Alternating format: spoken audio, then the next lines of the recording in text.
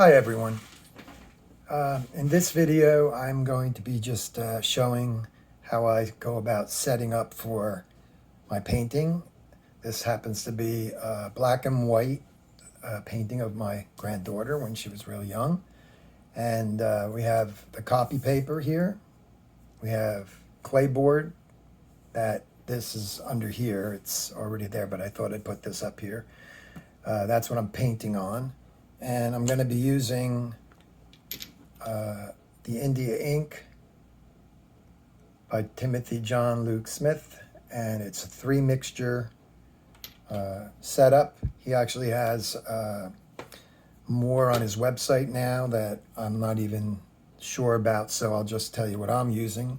All right, so some of the tools that I'll be using for this, obviously, for the tray stand, we have the paper behind you. That's the graphite paper. It's already there. And the drawing, most of the drawing is pretty much done, but it's behind there, and the Claybord just has, I use the curve of my hand here to get the harder lead. This is probably an H, yeah, it's an H pencil. It's a harder lead, and that's what H stands for. And so I'm transferring the picture onto the Claybord. So we have a lot of details in here you could see. I'll zoom in a little bit for a second. Okay, so like right in here, you know, when you start following the lines, and especially on different, when I go to the printer, I make sure, you know, I get the best prints that I can get, but sometimes they just, you know, get washed out. It's very fair-skinned, and you have to follow all your lines, your highlights. You have to follow all. Hopefully you can see that. It's not too out of focus. There we go. That line, all these lines, just, you know, and you can use the natural curve of your hand to pull this line. You can just kind of go like that or like that. You know, like I said, this is already on there, and I did not draw it at the desk. I sat on the couch, and I had this on my lap because it's a nice masonite board, and I was very comfortable sitting back in the chair, and I just could turn the board like an animation desk any way I wanted to make it work for such as like taking this and going this way, okay, the curve of your hand, or this way. It's very comfortable. So I'm treating it like an animation board, you know, animation desk that is circular. And here you could just go like that. You know, I'm more comfortable doing that. Like in this, it's a pull kind of motion like that and like that. Cutting out, though, is mainly like cutting out the copy to have some stencils. Okay, so that was done. This mat back here, let me unzoom. Okay, this is a cutting mat by Art Tool, and do all my cutting right on, whoops, right on here. Okay, so we can just cut right into this soft mat, and just take your time. Even this you can turn. You can turn it till you, I even see a little trimming here I might have to do. You can turn this and get your angles for comfortable, you know, cutting out, just like the drawing. All right, so we have, I'll be using the stencils from cutting out on the black and white copies. I'll be using this French curve I got from Drew Blair, and one of the many great stencils that he has on his website, School of Realism, the store. Okay, so I just purchased this because I had a kneaded eraser that was pretty much garbage. A kneaded eraser is great for cleaning up your board. So let me just open this up here. My first unboxing on YouTube. No. Okay, so we've got that. You can use that for drawings and stuff, but basically this turns into, mostly, I think, at least some of them turn into like crumbs, but I'm not sure. This one feels pretty solid. Like a lot of crumbs come off of it, but it's, so this one here is a kneaded eraser, and let me just get my X-Acto knife. Oh, there it is. Okay, so I'm just gonna score that, and so this is a kneaded eraser, and it literally, oh, they got all kinds of wrappings on it. Okay, they literally can be shaped and formed into what you need, you know, like a point on it or a flat surface. It's all good that way. Hopefully this particular brand better be good, because I'm getting a little tired, and from what I'm seeing right now, I'm not really liking it, but hopefully it will be all right. See, I don't like these real soft ones, but anyway, maybe it will behave. My other one just was not there. And so you can flatten it out, and you can go over your drawing and lighten it later by I'll just knock that back, just pull down. It really comes off the Claybord nicely. Yeah, I'm not blown away by this. It's too much like clay, but anyway, you know, live and learn. But I'll use it till I can't stand it, and then I'll throw it away. And I have my Tombow, okay, for getting into areas and working with the inks and lightening. Okay, we'll start that one over. If you have to lighten an area, this is very good for getting into tight areas, okay, especially using it on the light mixture, which is, I wouldn't try to erase the darker. This is all India ink. Okay, then there's a different type of erasers that I use. This would be just a blunt, soft. I shaped it that way for going after areas in a circular manner or what have you. And then I have my Faber-Castell. I think this is kind of covered here. See, it's 7058B. This is a great aggressive eraser that you can sharpen with, you know, your X-Acto knife, and you get more out of it. When you start putting it in a pencil sharpener, you start shaving down this quickly. Okay, so we have, okay, so the drawing is already on here. This is like a prep video just to show what I go through.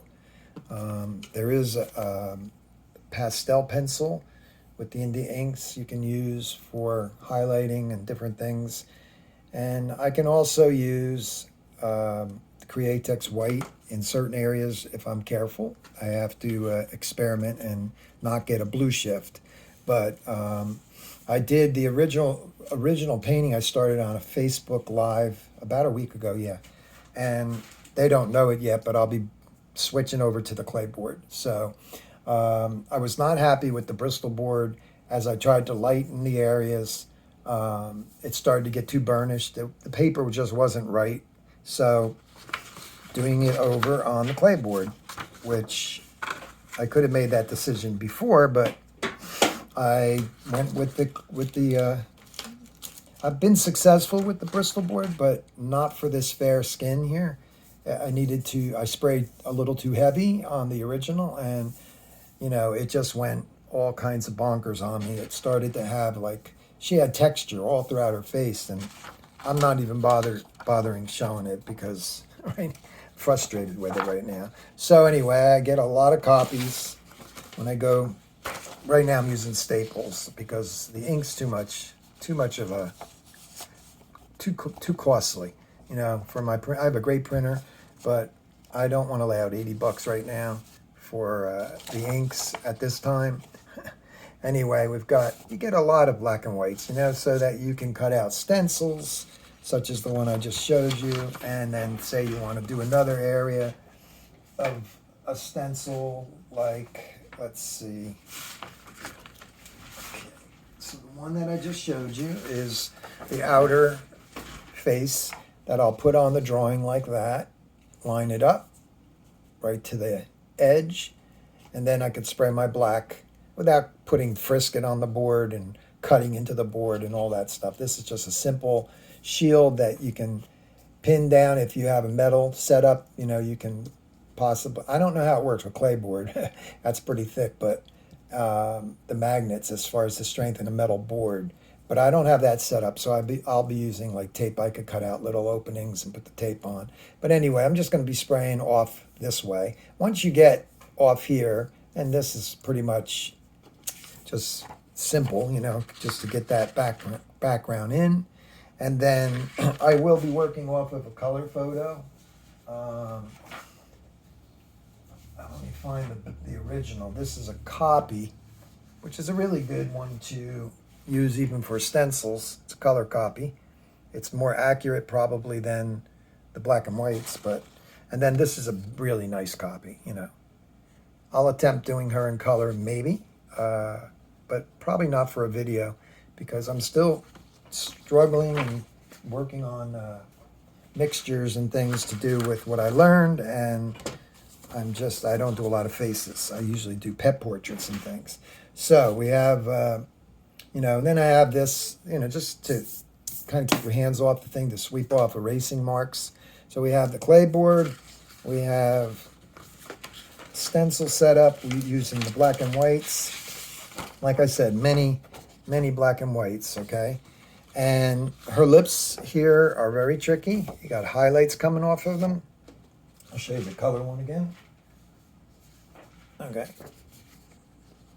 So she's got a lot of highlights, a lot of little tiny, the shape of her mouth and stuff. You have to capture that because otherwise it won't be her, and that's a challenge.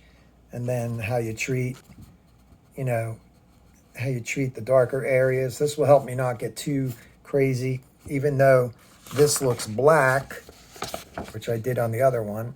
I will back off and I won't spray that as dark. I'm going to spray everything so lightly that second coating will come into play. Then I'll be able to take this to where I want to go, you know, step by step, and not get it to where I'm too dark or whatever. Just build up slow with the light mixture. Highly recommend the inks. You can get them at Timothy John Luke Smith. He has a website, Ink Slingers, or Flingers, I'm sorry. Ink Flingers. Okay, so anyway, that was positioned on there with tape, and I have a little border around there that I'll tape off. But right now, I'll zoom in and give you a little close-up of, you know, maybe we'll go there. Okay. Okay, so you could see she's accurately laid out, and I do have this eraser to knock back. So let's try it on something. Let's try it on the hair up in here. So we're just going to take it down. See how it lightened it? I still want to see the lines, but I'm not having to like take an eraser such as this one and make, you know, a bunch of streak marks and stuff. This is soft, and this is working for that. And I'll just go over the nostril here a little bit. Right there. And knock it back a little bit. And for something like this, where it just kind of took the smear that was on the, you know, the kneaded erase. By the way, these are self-cleaning, so you can just twist them around. But again, I'm not happy with the softness of this. Maybe it's the heat, I don't know. So I can just go like that. You don't press too hard because, especially when they're brand new, they're like friction, you know, they really, you know. So I can clean up here where the actual Sally paper, that's the brand, graphite paper, where my hand was resting, it got a little smeary. So I can clean up very easily all those areas without taking away any detail, because there's no detail in those areas. And that works out real good. So you can just sweep it across. This is going to be black, so that does, but this isn't, you know, you've got to be careful. But that's how I go about getting set up. You can see the chin, the chin here. So here it is. You got the lined up picture. The Sally paper goes under, the graphite paper, and I just kind of worked on it, like I said, on my lap watching the Mets game. And yeah, so she's pretty accurately drawn, and I'll be going to start painting it, and I'll be putting up you know, I'll be putting up a video on, you know, the painting. I'm not going to do every step of the painting on here, but I will show you enough to see how I go about the painting part. That'll be the next video, and just wanted to, you know, bring this one up for you guys to see, so that you see how I go about setting up and preparing to do this painting. All right, so this is Claybord. The Clayboard's on a masonite background, okay, and it is probably 3/16 maybe, 3/16 thick. And yeah, now it's getting ready for actually painting. So that's where you would take the shield of her cutout face. I'll be trimming this off too right here, so it just lines up nice. And I'll just line that up on here, and I will be spraying off of the stencil, the paper stencil. That's the same, you know, exact size. All right, so okay guys, I just will upload this tonight, which is Saturday. I think it's the 16th or whatever of July, and we'll go from there. Okay, so hope everybody's doing well. Take care, and I'll see you soon on the next video. God bless you guys.